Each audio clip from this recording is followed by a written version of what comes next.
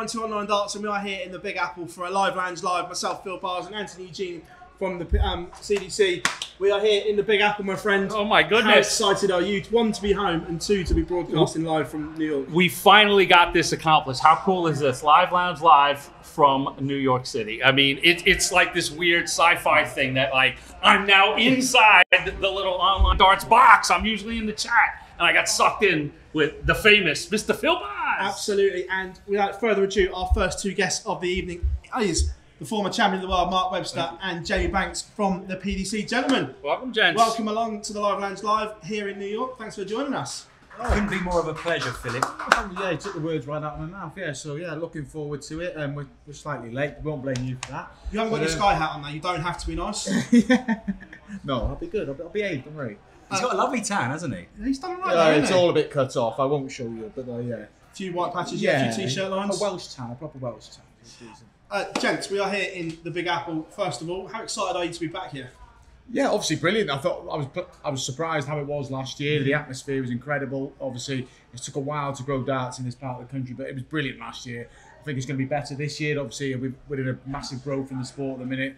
We've got obviously Luke Humphries world champion, Luke Littler, and obviously Michael defending champion. I think it'll be brilliant, and it was a big deal last year. Jeff getting to the final, so it was a good mix, and yeah, can't wait to get going.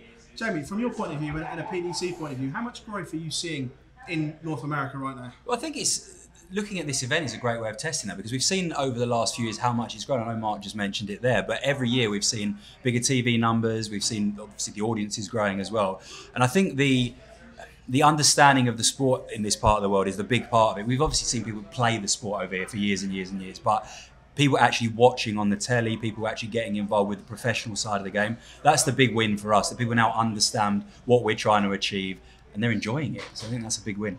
From the Vegas times to now, it's like night and day, because I remember going to Vegas and it was very much a very expat feel with not many in there, but now it's genuine New Yorkers and North Americans coming to the events. Yeah, I mean, there's glamour in the Vegas thing, isn't there? You say you're going to Vegas. We've had, obviously, as you know, done events there in the past. But to bring it here, obviously to say at MSG as well, is a huge statement from us. But you are right that audience is a different type of audience. It's a more knowledgeable audience. And the way to look at it is look at the chanting in the event. Yeah. I mean, when we went to Vegas, people didn't quite understand what we were doing. But particularly last year, I mean, Webb, your testifies, when you were here as well, that the atmosphere was incredible. They got it, and that's the easiest way to say it. And Barry Dad dancing in the crowd as well was obviously a highlight of the event. Yeah. Unfortunately, I didn't see that. I saw it. Well, do you know what though? I was pleasantly surprised, because obviously darts in America. We talk about Vegas. It's taken a while, hasn't it? But I think the atmosphere was incredible last year, and you've got to tip your hat to the players as well. The UK-based players, we know how good they are, but the American and Canadian players have upped it, and they've got better. They know they have to get better to compete, and like I said, it's a good blend at the minute with the right venue, the right players, and it's going to continue to be successful. Obviously, Jamie, you work in the broadcast side of it for Matchroom and the PDC. Are you seeing a growth in broadcast demand on this side of the pond as well? There's more interest everywhere. Globally, it's kind of a feel of, let's not beat around the bush. Luke Littler has changed everything. People were interested, the sport was growing, but since his explosion into the forefront of everyone's imagination, everyone wants to get a piece of it. So yeah, TV numbers they're obscene, Phil, to be honest. We've never seen anything like this. The interest in the sport from not just the UK but all across Europe, and now moving into America and Australia as well, the numbers are just growing and growing. So people all want to be part of this, and we always said, how far could it go? Well, it can go a lot further. Luke Littler has changed. And I must say as well, it's testament, as Mark said, to the other players as well, who have kept up and kept going and kept plugging away and battling hard. And now we've got another superstar as part of the field. We hope things can only get bigger. You saw the Fallon effect. Yep.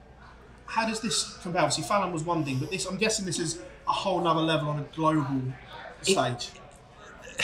Yeah, it is. There's no point in denying that. I mean, the Fallon thing was an amazing story, and one place that really did resonate was over here when we came over for the first time with Fallon. All people wanted to do was talk about Fallon, but I think the consistency of Luke Littler and the fact we see more of him in the 6 months that he's been part of the professional field, that has been a major part of this, because he hasn't just gone and done something amazing, which Fallon did. He's backed it up and backed it up and backed it up, and whether it's on telly, whether it's on a stream, whether it's just playing in his room. He just keeps on doing everything right. This is your city, my friend, so you must be so excited with this as well. I am born and raised here in New York, and I was in Vegas for those Desert Classic days as a fan, and I think it's been a combination of the exposure to the product. The people who were in Vegas were very isolated. Very, back then you had limited access to the PDC product. You can get it online. But I think over time, the increase in streaming and social media has sort of shown people how to act, if that makes any sense. In Vegas, it was very reserved, very reactive, even though the product was there on stage. And now over time, it's like something just clicked here in New York 2 years ago. People just simply got it. And I think that's been over time, the PDC media team, social media, and the streaming, that people just sort of got what the product was supposed to be from a fan's perspective. Things don't happen overnight. I mean, look, we've referenced Luke Littler there, and of course he's made a major difference. But this isn't just something where we've gone, let's see what happens. This has been building and building over a number of years. Has it helped that Luke Littler's turned up? Yes, of course it has. But we've been steadily growing in this part of the world for a number of years now, and nothing that Matt or Barry does is based on a quick turnaround. It's let's give this 5 years and see how it goes, and we're getting towards that point where those 5 years are up. Have you had any indication on what parts of the country respond better than others to either a different social media platform, the stream itself, PDC TV?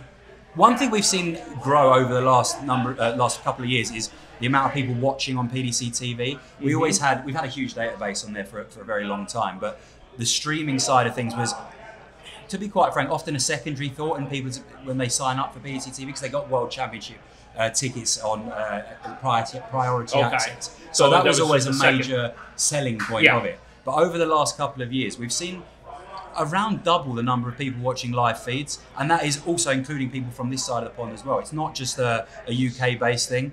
That side of our business has grown massively over the last couple of years. I mean, we've got good people who know what they're doing, building those databases, but our ability to analyse data and understand what people want and where they want it and how they want it has improved dramatically since COVID.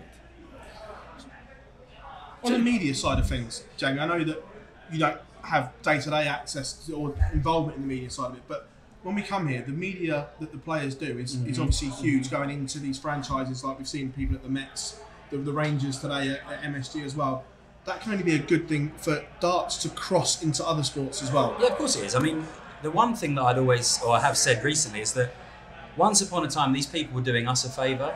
We were going to these people and hoping for them to be able to open a new door for us. We're opening doors for other people now. The number of followers we have on social media, you'd have seen this, it's changed so dramatically over the last couple of years. And the fact that we can now go and work with you. I mean, we're working with the WWE, which I know you'll be a massive fan of this, to be a part of. But listen, it's... You're your element of that. 100%. William Regal. Does that mean anything to you? Yes.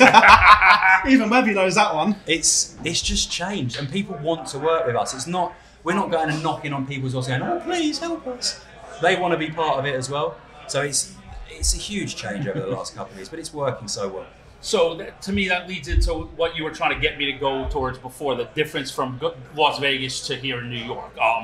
As I said, I'm from here and laid a lot of groundwork in the game here prior to PDC coming with the U.S. Masters and long format play, just sort of building the game from a profile standpoint.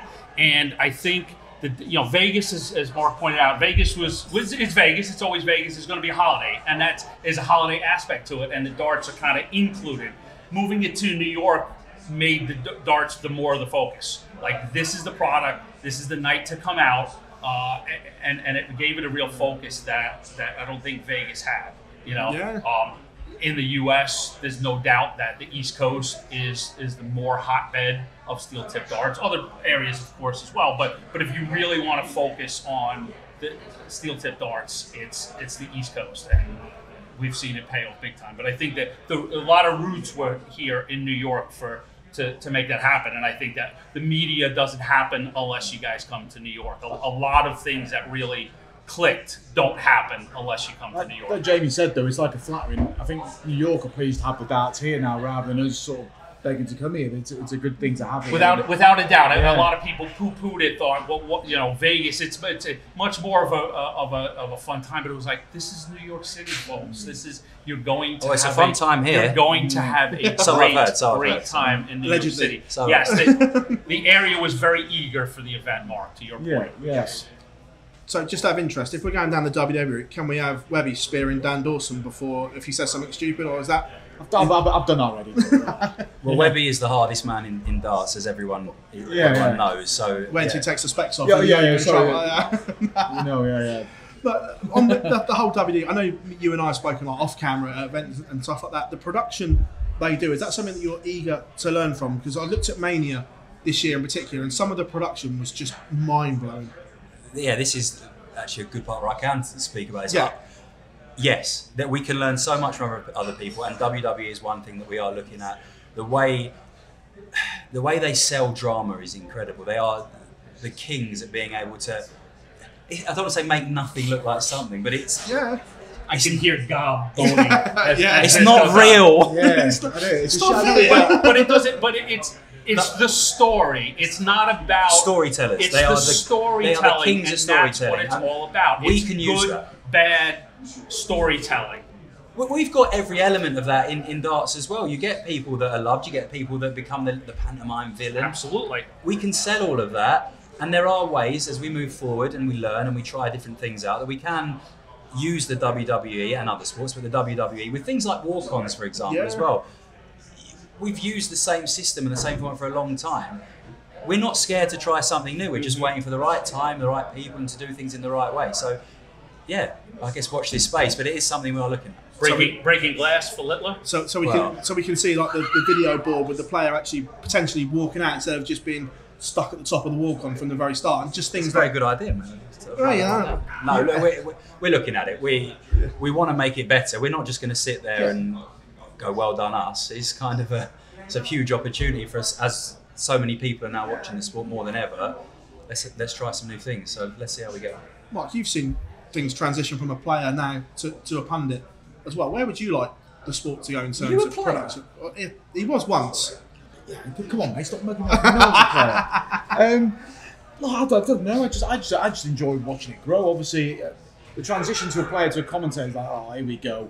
And all of a sudden you think you're still a part of it, and I enjoy watching it now. And obviously, this year's been fantastic. With obviously Luke Littler, brilliant, and he's backed it up, and just the fuss around him and the attention he's got. I've never seen anything like it. And we're talking not just in darts, in sport. And you want to see Luke continue to grow because he's not the world number one, he's not the world champion, but he is sort of the main man, isn't he? And all the other players around him have kind of respect him for that, and it's going to help it thrive because the other players will have their noses put out of joint, and it's just going to help. Well, that's a good thing, right? Yeah, of course it is. We want them to sort of feel as if definitely. I want a piece of that. Yeah, but I'm glad you said that because I was going to bring it up because are they too nice now? Wait, I'm not going to sit here and say they're too nice. They're welcome to be however they want to be. If they want to be that way, then that's up to them. Have things changed backstage over the last 10 years? I mean, you probably agree. They have, haven't they spend a lot of time together. There's no point being narkish in the back room, but when they're on it's competitive. I absolutely agree. I mean, you've seen enough times when people shake hands. There's needle there. They care. It's not just like, oh, we're all best friends. They do care. But I think it's good that something like this has happened because, and I think most of them know that deep down. I think they all know that, don't they? It's going to move the needle in so many ways, and ultimately financially it's going to benefit them. So, and Michael Smith touched on that this week, and I was happy to see them. He said, "Why would I have an issue with him? He's putting money in my pocket." Because we see something on the opposite way here in the States. Caitlin Clark, female basketball player, came out of college. The ratings were insane for her college games. She moves into the WNBA. You know, they went from being on public airlines to having charter flights, a lot of positives, but she's been getting a lot of criticism from her fellow players. Whereas a lot of people think they should have that perspective that Michael Smith does. That yes, we're going to compete hard against her, but by her mere presence, it's going to help us all. It's going to help the sport. I don't mind them being annoyed about certain things if they're getting beaten by him all the time. But just go and beat him. Of course, people are going to look at it and go, this didn't happen before, this and that. But that's just the nature of the beast. It's growing, and it's growing quickly at the moment. So, fair enough if they're a bit if their noses are put out of joint a little bit, and I think that's quite good. Get on with it. They Go can do beat something him. about it. They can all do something about it, can't they? And they will. I'm sure. Yeah. This isn't. Who knows? This isn't going to go on forever like this. I mean, Luke is doing unbelievable things, but he's also playing unbelievably. He's balancing all of the pressure that's on him, all the media commitments. But the others know that. They know how hard it is to win darts tournaments. They'll keep going. There's no worry from us that people are getting annoyed. The players think, oh, what's the point? I know it's never going to be like the Taylor Donovan like it was. That's never going to happen again. Because the standards. It's not happening. He's not winning everything. No. I think it's been brilliant. I think it's like the Michael Smith approach is good, and it'll just make the players more sort of hungry, aggressive, wanting to win. Put him in his place, won't it? And Luke Humphries is the best example of that. Would you say? Yeah, I mean, he's Humphries world the world champion, number world one, number one, but he just gets it, doesn't he? He wants it. It's like you see these amazing athletes competing with each other over time. They want to compete. He's like, yeah, all right. You might be playing a bit better than me at the moment. Let's turn that around. Humphries gets it. He gets it. Look, I think they all get it deep down. But it's how they show it in public. Some of them don't want to show That's that they okay. get. Yeah. WWE, mate, a bit of drama. Oh, absolutely. We're going to get money in the bank and things like that. Yeah, they'll be climbing up ladders and pulling things down off there. I think TLC won between Throwing darts off the top of a ladder, can you hit tops? Yeah, Okay, we're going a little bit over the top here, Possibly. but well, maybe just a little bit. I'd like to see Webby against Part or something like that. I'd like to have a go at Webby, to be fair. I'd like to see Webby v Part. I'd really fancy myself to win that one. Don't worry about that. We're going to have a special pay-per-view live on PDC TV. Yeah, why not? But just in general, you two, the way darts has gone, obviously, Banksy, you were involved in the media side of it before you got in to the PDC, and where you started back in the BDO days. From where it was to where it is now is just an incredible ride and journey. Forget the littler of that, just in general, where it's gone to and where can it go? Yeah, I'll make the comparison of when I first joined the PDCs. You won a game, you got £200. What is it now to win a game? A grand, and it's, you know what I mean. To be fair, the PDC always put their money where their mouth is. There was a sort of after COVID, I was gobsmacked that they kind of came out and went, "We're going to put the prize money up." And we were all thinking they're going to either freeze it or cut it, but no, it's look. There's incentives out. There's a genuine career now, isn't it? It's darts. It's not something you play down the pub. It's a career, and it starts from the age of 16. Obviously, pre that there's JDCs, and at 16 you can become a professional if you're good enough. Littler's shown what you can do, and look, the money's there, isn't it? The incentives are there, and Littler's a great example, but so are others. Humphries has used the system, and he's the world number one and world champion. So the system's there, use it, and you can have the rewards. I mean, it's testament to the work Matt and Barry have done, but also all the other people behind the scenes as well. There's a big team of people working on these events now. When I first started, which was 9 years ago, it's about 4 or 5 of us. I mean, there's a commercial team now, there's a huge media team, there's the broadcast team. Matt's obviously still at the top of the tree. There's a lot of people working very hard to try and make these events as big as they can. And look at every metric: social media, TV numbers, sponsorship numbers, prize money. The prize money's a big one. I've gone back to it. I was glancing over this week the match play. I think already it's just gone up again. I think last year you got in on just shy of 40,000. I think it's like 53. 53, that's probably the projected cut-off somewhere around there. For 12 months, so obviously you have to work harder to get there. But you get there, you're sitting on a good sum of money before you've even played in the tournament. So it's look, it's brilliant. I think if you play it and you can play, get involved. While we're talking about prize money, this is probably an easy one for you to answer, Webby, than you, Banksy. I know there's a lot of talk around the £1 million, that golden thing for the World Championship. Obviously, that's great on paper that someone becomes a millionaire overnight, but for the sport, would it be better that the other tournament's prize money was hired in relation to the World Championship rather than massively overinflating the World Championship? Watch what you say it. That's why I said it's probably easier for him. Yeah, look, there's two heads, isn't there? The sign of winning £1 million at World Champs is brilliant. And I think I'm not a player anymore, so I think, yeah, go for it. But if you're a player and you're getting staggered, you particularly, if you don't win that, you can't be the world number one. Look, £1 million to the World Championship. And if you're in it, you've got a chance. You've got to look at it as a massive incentive. And yeah, it'd be fantastic going forward. I think the prize money is pretty well structured throughout. People always look at the Worlds because it's a big jump. You know, it's pretty well balanced. If you perform well over the 12-month cycle, remember the cycle's resets every day. Every time there's a cut-off, it starts again the next day. So you just got to do something about it. So look, the money's there. You just got to earn it. Also, on that, and I understand why the 2-year ranking system was introduced back in the day because the pool of players wasn't as deep. But do players need to be protected so much over a 2-year cycle, in your opinion, now because of the standard? And you look at something someone did 23 months ago, with the way the stand is, should that have effect on what they're doing now? I'm not going to get deep into my own opinions about things. No, like this, I understand that. I understand where you're coming from. I understand the argument, both sides of it, because you can say about how form is temporary and all that, but then do you want to reward people over a prolonged period of time? Maybe you do, because you don't just want this to be a flash in the pan and go, quickly move that. You want things to be over a sustained period to be able to say this is the best player in the world, or whatever one you want to look at. But look, I get it from both angles. You can easily just say, why is it not that quick, or why do things not move more? Does it matter? Did you think, like, I'm asking you a question now, do you think it matters that doesn't change as quickly as you might like based on immediate form? For me, yes. I'd prefer the more fluid ranking system, which reflects players who are in form now. But again, that's more of a personal opinion. I prefer the tennis approach, and where it is more fluent, and golf as well, where we do see movements in those rankings depending on who's playing well and who's not. But do you not think... Do you want it reduced to a year then? Is that what you're... I'd prefer a yearly rolling... I think it's all part of the sort of selling point though. So you can have that one sort of... Not all players are going to be consistent. I'm not going to be the best. But you can have that lucky run or that lucky 12 months. Look, I did it.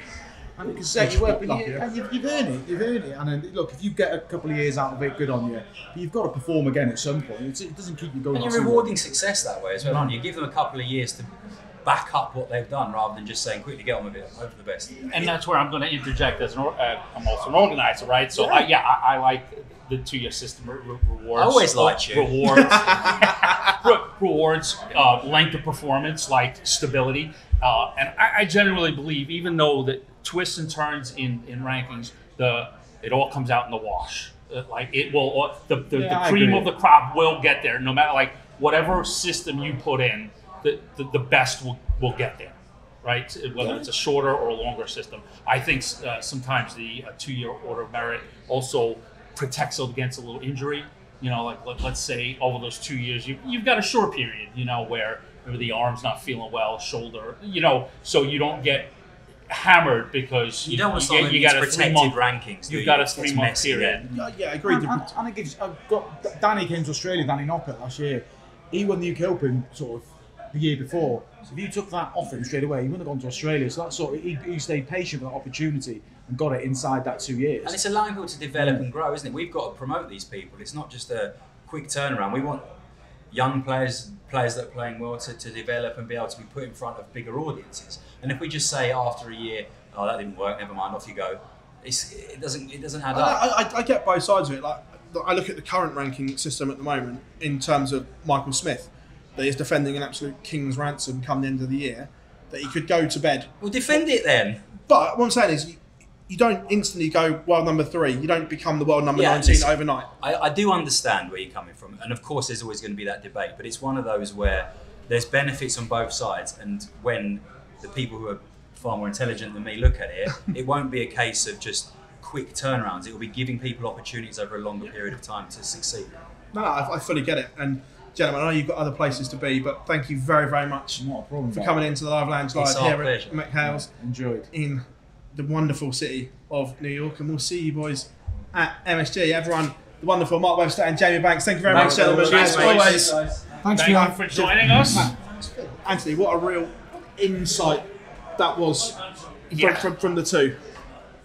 I'm like, is Phill gonna go down this whole ranking thing? Because you literally could go there for quite a while. Ultimately, what it is, it's points. It's why we still use points in North America.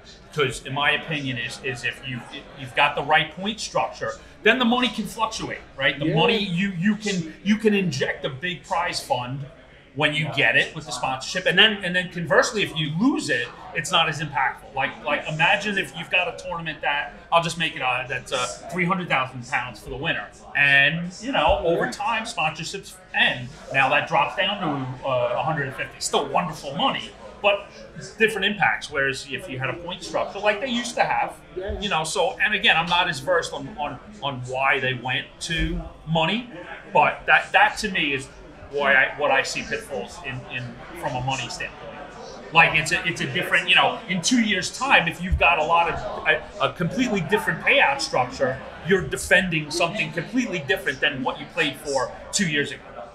Just listening to them talk, though, you must be delighted with the news of the growth in North America from Jamie, the way he was talking about every metric was on the rise. Absolutely, and we're gonna bring in my partner Peter Citera in a minute, and it's wonderful to hear that a lot of the behind the scenes numbers are moving in the right direction. And I suspected that was the case because we're seeing it on the other end.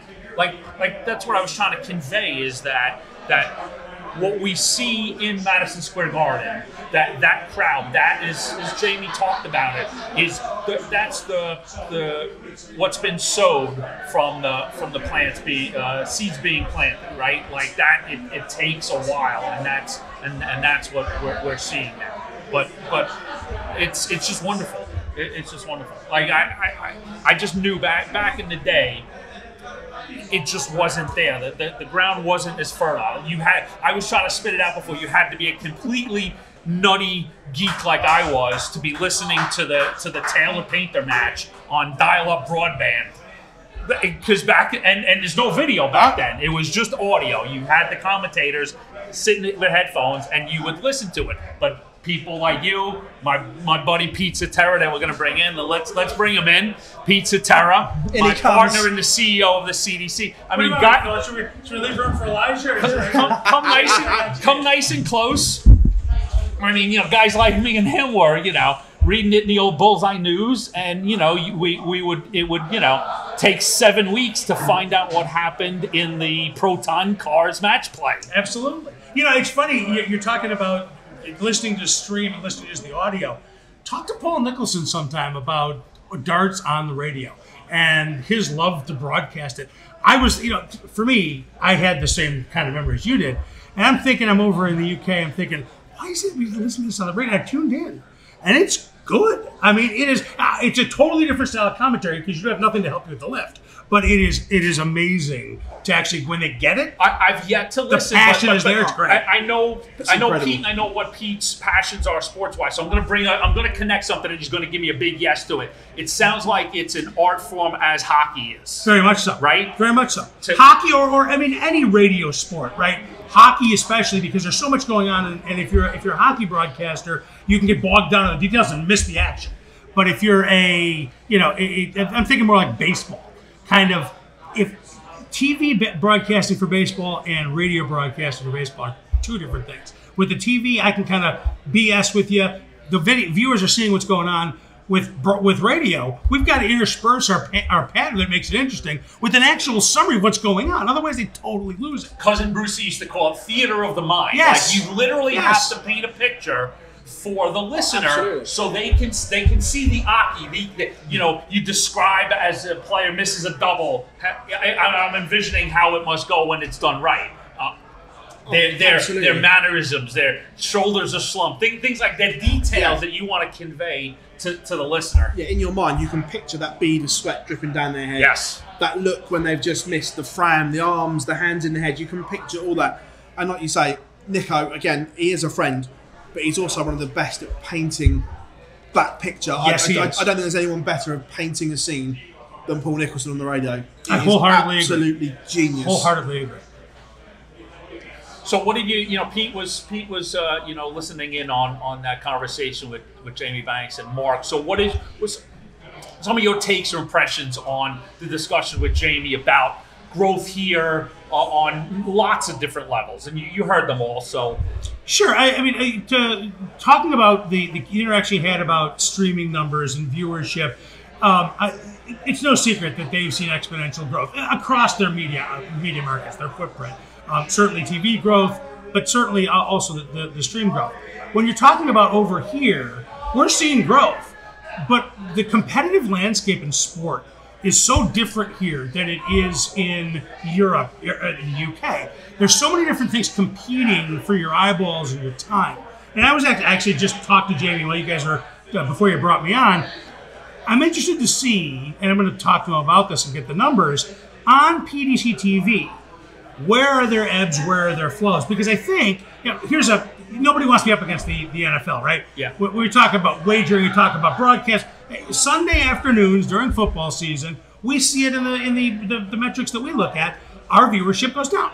Naturally, because it's sacrosanct, of right? Like course. here in North America, of course, football Sundays, and so is there a potential for us to do things differently to either connect with that audience picture-in-picture style, or is there a way just to kind of retool what we do and avoid the conflict as much as possible? You're never going to totally avoid it, but avoid that conflict as much as possible. Media is different there than it is here, but the growth and the passion that you hear from Jamie, that he sees in those numbers, I can tell you that those numbers are exponentially growing, is just great for the sport in general. Interesting what you touched on there about not clashing with football, as you call it. Is that why part of the reason why I said NFL for a reason, Phil. I want to say football. My confusion. He knows that landmine. I'm going to step on that landmine. So is that part of the reason why you do your things like the cross-border on a Friday and Saturday, to deliberately miss the NFL? The reason is twofold. That's one reason. And the second reason really is the fact that now we've got a day to get out of the venue. It's contractual stuff. It's travel. But yeah, certainly, especially the Continental Cup, smack dab in the middle of football season, going on the Sunday is not ideal, especially if you're trying to get wagering action in. People will bet on what's there. But let's face it, the lion's share of the money that's being thrown at the over the table on a Sunday in football season is NFL. So you heard us talking about Jamie about tapping in to other sports and learning from them. Is that something that you guys, or the approach that you guys are taking as well? Can you learn off of the American sports to try and make darts bigger in your areas? Phil, the day we stop learning is the day we're going out of business. There's so much we can learn from many different places. It's interesting. Matt Porter and I were talking, and he actually has connections with the women's soccer, and so the Chicago Red Stars. I'm in Chicago. I'm going to meet with one of the CEO from that organization. They're interesting because they are a niche sport, but they've managed to get a good following. Their following is loyal, much like darts, and they also have solved some of the problems that we're struggling with, which is bringing in significant external investment into the game. Sponsorship is a huge thing, right? Of course. And we're competing, again, for sponsorship dollars that I think some other markets don't compete for, if that makes sense. Yeah, no, absolutely. And it's interesting because, like you said about the women's sport is huge in the UK now as well, growing all the time. And obviously, you've got an English woman coming to coach your national women's soccer team as well, absolutely. which will be, you'll have some fun with Emma as well. By the way, she's a live wire. You'll have some fun with that. But it's just interesting. Obviously, we talk for hours and hours, and I remember one of the best live lounges we had was when you guys came on to do it, because the way the conversation was and everything like that is. But 6 months on from last time we spoke properly, how is your growth and how do you go to the next level? Are you guys on the way to that next level where you want to be? Phil, I think every time we talk, I tell you the same thing. We're 10 years into a 5-year plan. The number just keeps increasing. We've seen some really good growth in areas we wanted to see growth. For example, we've seen the number of events. We've gone to 14 events, which is an increase in the total prize fund.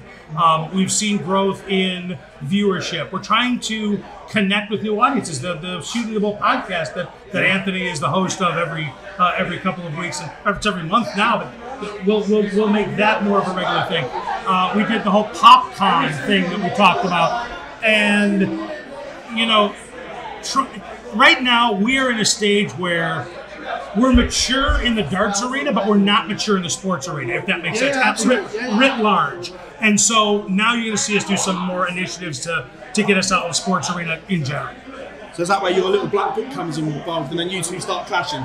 Wow. very much so. Yes. How many times have I bugged you in the last 6 weeks? I'm like, Pete, let's have we want to sit and plan the next 2-3 years and hope the checks come in. It basically, shoot for the stars, right? And I almost turned around and looked at Peter when he was in the wings, when Webster sort of like just sat there and went like, it's the prize money. Meaning about a key for a lot of things, a lot of players, right?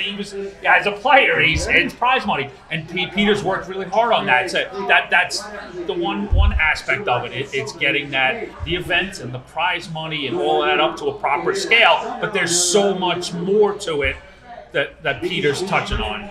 So a couple of other things that the conversation you had earlier, one of the things Jamie mentioned is, 9 years ago when Jamie started, I remember when Jamie started the Citera broadcast, 9 years ago when Jamie started with the PDC, they had 5 people in it. That's us right now, okay?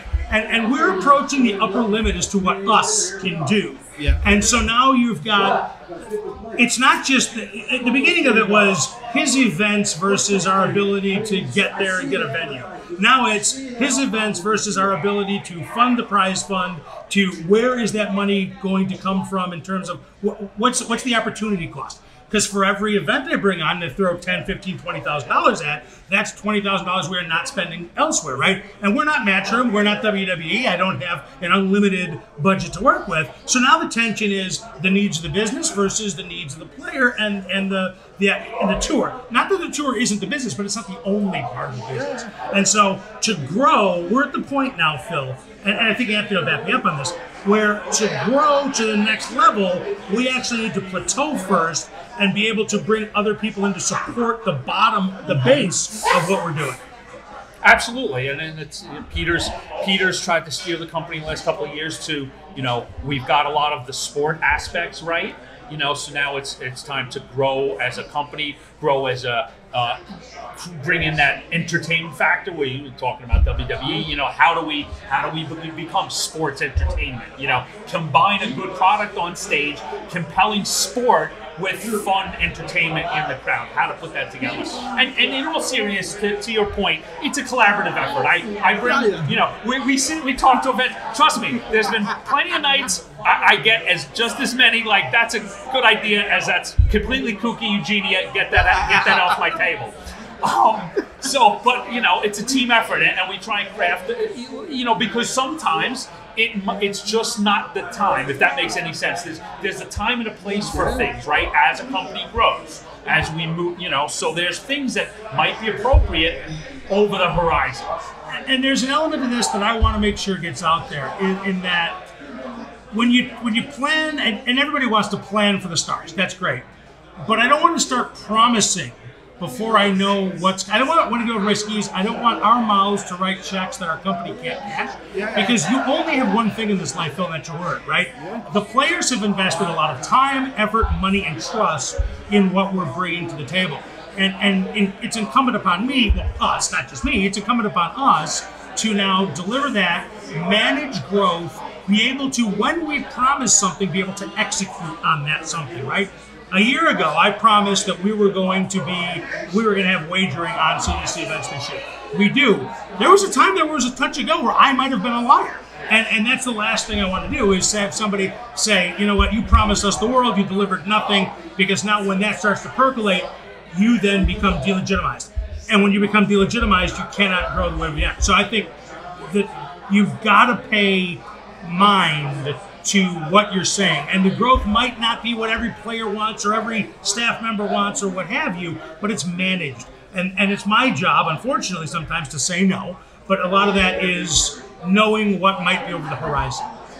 On the wagering side of it, obviously, fantastic news that it is there. How big is that for one, the CDC, and two, darts in North America in general? I think it has the potential to be massive, a game changer, a life changer. That being said, it's not that yet. It's not like you turn on wagering, you go live, and then all of a sudden it's poof, the money just starts rolling in. They show up at your front door with a truck full of money. It doesn't work that way. And so the way the growth is happening is good, but there's a couple of milestones that we need to hit before I think we're going to be ready to really make that the catalyst for the next big jump. Here's an example. So right now, when we are being wagered on, and we are, which is fantastic, we have essentially 10 jurisdictions where that is legal. Unlike for your fans in the UK, unlike the UK where you can just take action on anything, here it's very much state by state based. So the states need to approve you as a approved league to be able to have wagering on. So we've gotten that approval or grandfathered from other things in 10 states. That's a tiny fraction of the potential wagering public, right? So you've got to get the venues up. And the second thing is, right now when our odds are being hung, when our lines are going out, They're being manually generated. We don't have what the PDC has. You've seen backstage, right? Yeah. So you see the guys from Sport Radar who are literally shadow scoring what's going on. So that what they do goes into a real-time database, which gives them the option, the ability to do props and number of 180s and the whole match score line and the lines real-time odds. Yeah. Exactly. And so for us, that's the next challenge, is getting to that spot. And we will. It's just a longer process than I thought it was going to be. So what you're saying is you need your own peggers. Yes. For anyone that knows the joke, they know the joke. But just moving forward, and the passion that you guys have for the sport is incredible. I know we've shared some great times when you come to the UK and vice versa over here. But you're on this journey that you keep talking to us about, and I love the journey. How quickly can the journey quicken up? I know you don't want to go run before you can walk, you're on there, but are you seeing signs that you can maybe just clip the accelerator a little bit? Without revealing too much, yes. I think that we can potentially be ready to make some significant changes to the tour next year or the year after. My goal now is to increase prize money, but in a way that rewards the people who are the journeymen, right? You've got to find a way to reward. For us, it's 32 to 16, right? Top 16 guys are doing pretty well for themselves. You're in the cross-border, you're in the Continental Cup, you're getting opportunities to do things that others aren't. And so it's mission critical now for us to find a way to grow. Number one, grow with the major event to maybe get a 32 field. Or find a way to put more money into the hands of the guys who are really making the tour work at this point, because we don't have the $10 million headline sponsor. Right, it's interesting, and I love the way that you guys broadcast this and put this across, because it's a real fascinating journey to watch it from the Tropicana as it was then to MSG as we are now. It's a real fascinating journey to watch from the other side of the pond, as we call it. Well, I want to be as transparent as possible, because I think it's important for our players, and I say it to the players too. It's not something they haven't heard before, but I want to make sure the players understand what our goal is and our pathway is. But more important, so our fans do as well. Social media is so toxic at times, and you've got people that'll get out there and you try not to read your own press, but it just inevitably you do. And you've got people that these guys are the same as they've been 10 years ago, nothing's changed. I mean, if you're a guy that says nothing's changed in North America and the CDC in the last 10 years, you obviously haven't been watching, or you're just there to grind an axe. Or just say a fucking moron. Well, I can say that too. You can say that. I might not as long as you do. The payouts are much higher if you look at everything we've done, right? We've added the Continental Cup, we added the cross-border. The things we've brought to the table, the streams, the staff that we have supporting, we are light years from where we were back in 2015. If you pointed me in 2015 to where we are now, I told you we're batshit crazy. No way in hell are we going to get there. This thing is just going to be played, in these little halls, and that's it for now until and forever on pad and paper. And look where we are now. We just broadcast a second live stream of one event. That hasn't happened in North America. It happened in the PDC. It hasn't happened in North America. So things are changing for the better. This is not 2015. This isn't your father's CDC. I absolutely love the passion that you speak with, Peter. Absolutely incredible. Everyone, we are going to have a quick ad break, and then we're going to speak to the USA darts team that's going to represent in the PDC World Cup.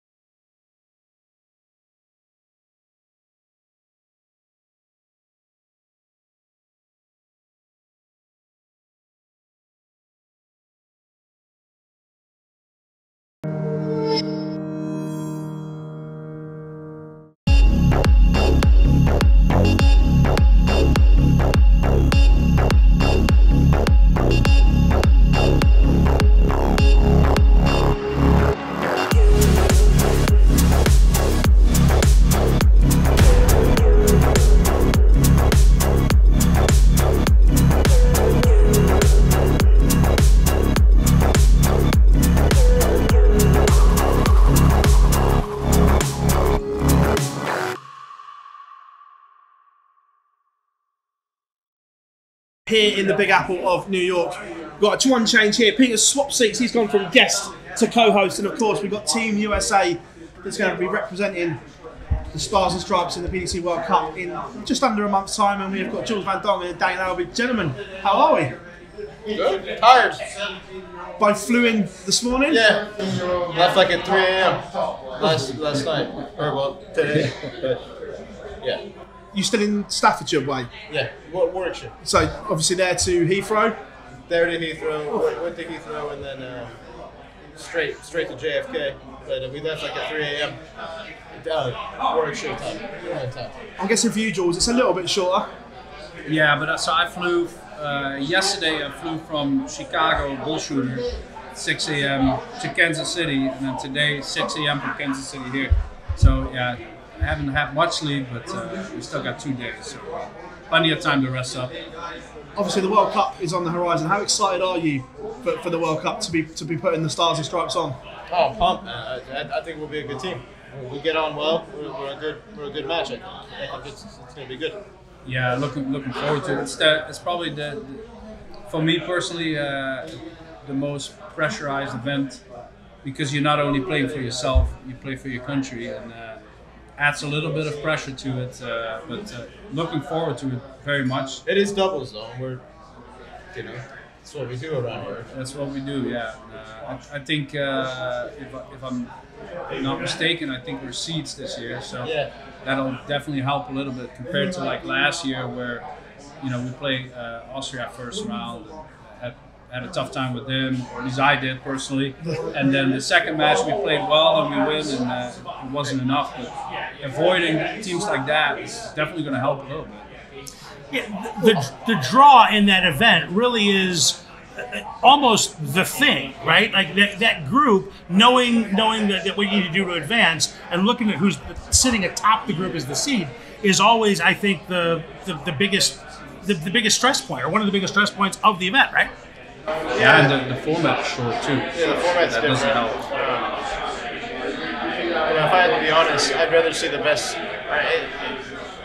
That's controversial, because sometimes you want to see the best team sooner than later. If we draw like a Wales or something, You want to catch them down where they're get 'em down unsuspecting. first. But at the same time, you don't want to catch the Wales also. So it's a tough one. But It's way, interesting from a dynamic point of view, and yeah. especially from Americans, that a lot of sport is played as a team sport. That team is always there in American sport, where we've seen it over the years with the England team.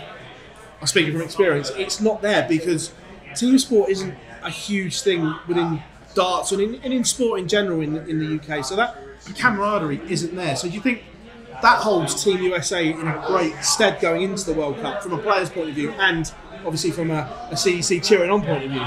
Oh, sure. From our point of view, I love the fact these guys like each other. It's going to make it very good in the players' room, right? Not like Team Belgium. That's exactly where I was going to go.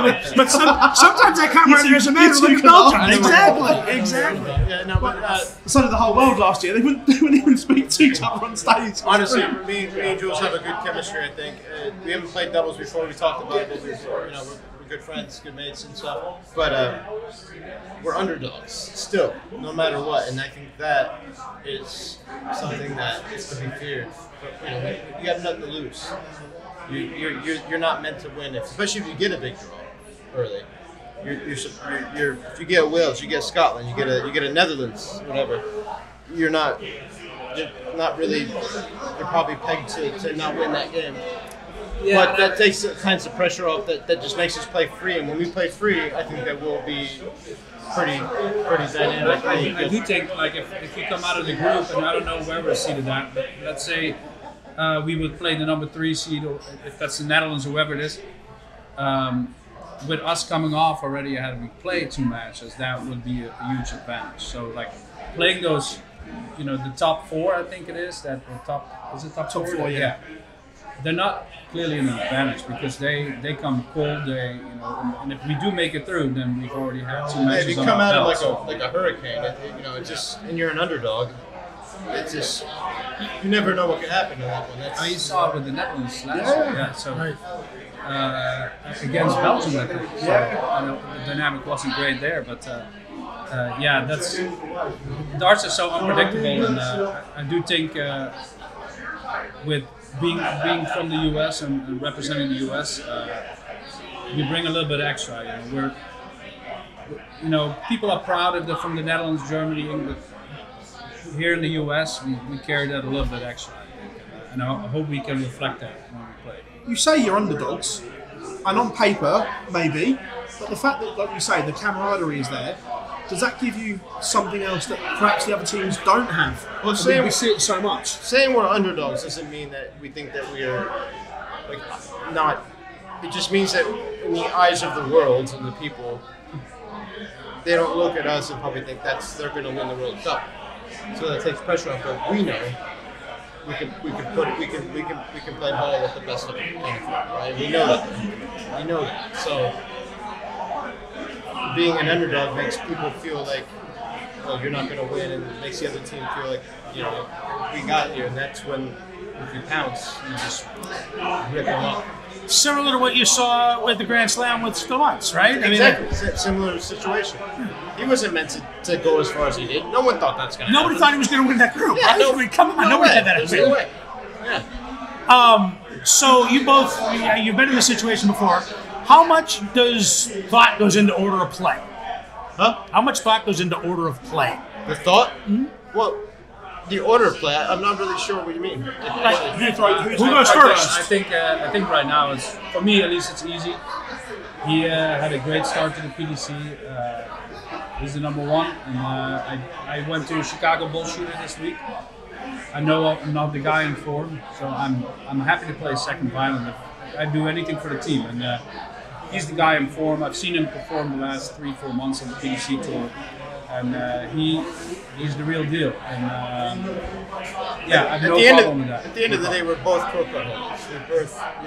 We both earned our keep in our situation. So really, that could be it sucks. We can't pick it on the day, can we? It's not something we can. Well, actually, we did. So last year, can we decide on the day? Yeah, So last that's what I think. Do it live. This is sometimes you got to do it live, and that's the thing. I guess sometimes you feel a certain way on the day, and we know what we're capable of. So I think that what we did last year, and so Leonard Court. I think we lost the court the first one. I started.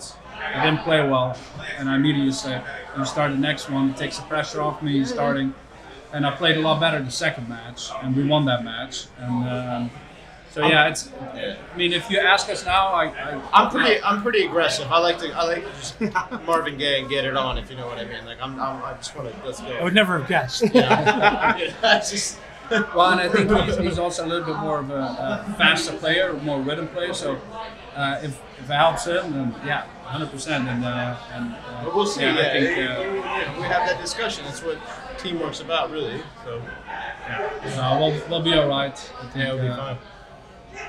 Both of us having been there, that's also going to help. We know what we're getting into. No substitute for experience, is there? Yeah. And you'll have some friends there, and you guys are both PDC professionals, so you've seen it. But you'll have some friends there in Team Canada. I mean, they're always good to have somebody to commiserate with in that room. Oh no, agreed. Yeah, 100%. And honestly, there's a lot of. I think the U.S. has got a lot more fans than we even realize now. With, the Lights of Us, Stoey, we got. I saw it in Austria at the Euros. There's.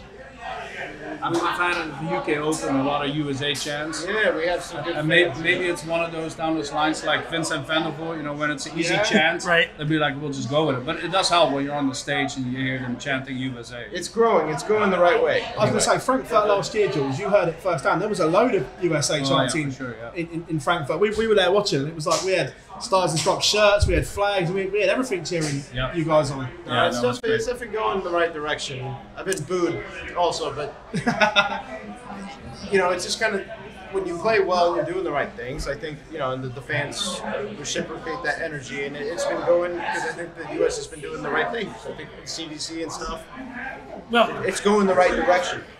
And you're in Germany, and heaven help you if you happen to be drawn to Germany. We all know what the German fans are like. If you get Germany, we'll send the commiseration. But for you guys, as a three, this is a question. To see the way North America is now thriving on the PDC, obviously we've got you two there as Americans, we've got Team Canada, we've got Spellman waiting the wins, we've got Gates had a great UK Open as well. The talent coming through from North America now is incredible. And are you guys getting set to take over the world in darts as well? Because you seem to do it in all sports in the end. We need the fans. This is what I always say is what I've noticed. It's not a lack of talent necessarily. It's a lack of the culture. You know, for one, you can't. You know, it's harder for us, really, not to make excuses in any way. Yeah. But I can't get into a pub unless I'm 21 years old. I'm not 13 going to play these 13-year-old kids I play when I'm over there.